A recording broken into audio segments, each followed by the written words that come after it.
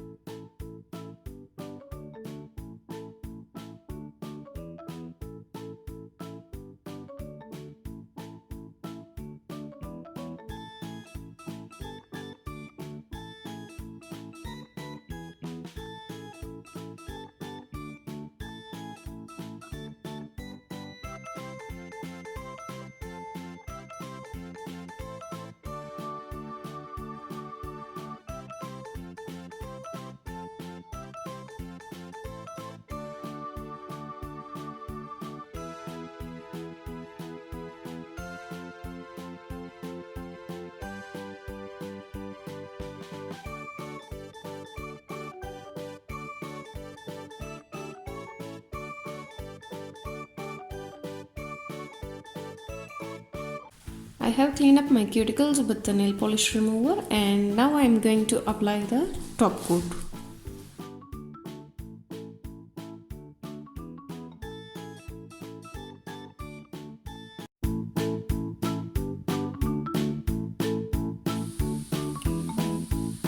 Thank you so much for watching. I hope you all enjoy this video and see you on the next video. Until take care, bye.